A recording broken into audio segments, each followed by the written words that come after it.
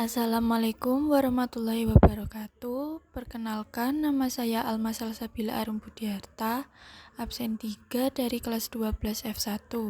Jadi, untuk tugas kimia kali ini saya memilih topik korosi. Langsung lanjut saja ke materinya. Oke, yang pertama yaitu pengertian korosi. Sudah tahukah kalian apa itu korosi? Nah, korosi adalah proses degradasi atau kerusakan material logam akibat reaksi kimia atau elektrokimia dengan lingkungannya, yang seringkali terjadi karena paparan air, oksigen, dan zat kimia lainnya.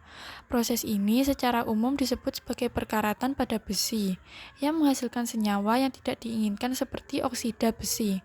Contoh yang paling umum yaitu karat pada besi atau Fe. Lalu yang kedua adalah penyebab korosi.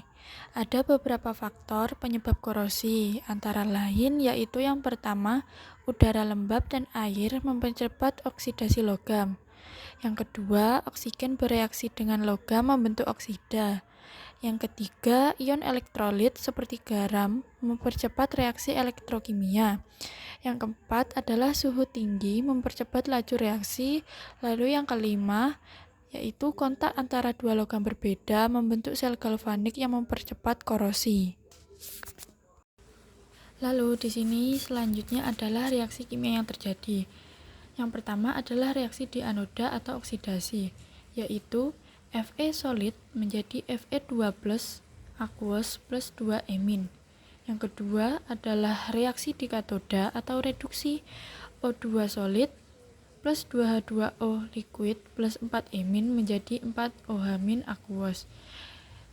Yang terakhir adalah pembentukan karat yang berwarna coklat kemerahan, yaitu Fe2+ plus OH- menjadi FeOH2 menjadi Fe2OH3 lalu menjadi Fe2O2 plus NH2O.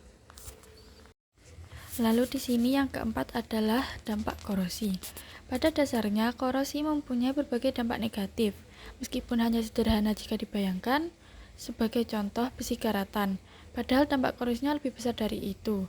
Di antaranya sebagai berikut, yaitu merusak struktur bangunan dan jembatan, mengurangi kekuatan atau umur pada suatu mesin, menurunnya ketebalan logam dan menyebabkan potensi bahaya, dan kerugian ekonomi karena biaya perbaikan serta penggantian.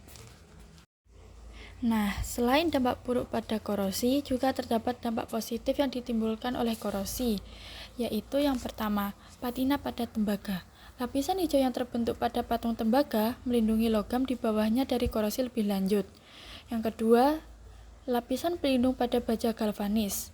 Lapisan seng atau Zn yang terbentuk pada baja galvanis saat berkarat akan melindungi baja di bawahnya dari korosi. Lalu yang ketiga, pembentukan lapisan pasif pada beberapa logam, yaitu beberapa logam seperti aluminium dapat membentuk lapisan oksida yang tipis dan stabil di permukaan yang melindungi logam di bawahnya dari korosi lebih lanjut. Meskipun ada beberapa dampak positif, penting untuk diingat bahwa korosi secara umum merupakan proses merusak yang dapat menimbulkan kerugian finansial yang signifikan dan dapat membahayakan keselamatan manusia. Ada pula pencegahan pada korosi, yaitu dengan mengecatnya. Lapisan cat kontak mencegah langsung besi dengan oksigen dan udara. Hanya jika cat tergores atau terkelupas, maka korosi mulai terjadi dan dapat menyebar di bawah cat yang masih utuh. Contohnya yang menggunakan teknik ini adalah pada kapal, jembatan, dan mobil. Yang kedua adalah memberi oli atau minyak. Lapisan oli bisa mencegah kontak langsung besi dengan oksigen dan udara dan harus diterapkan secara berkala. Contoh yang menggunakan teknik ini adalah pada bagian yang bergerak dari mesin, yaitu seperti mesin mobil. Yang ketiga, memberi lapisan plastik. Lapisan kontak plastik mencegah besi langsung dengan oksigen dan udara. Hanya jika plastik terkelupas, korosi mulai terjadi. Contoh yang menggunakan teknik ini adalah pada barang-barang dapur seperti rak pengering. Nah, akhirnya kita sudah sampai kesimpulan nih.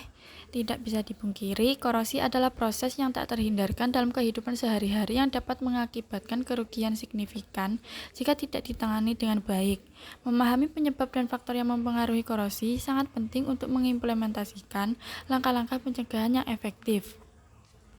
Sekian dari saya, jika ada salah mohon dimaafkan. Terima kasih. Wassalamualaikum warahmatullahi wabarakatuh.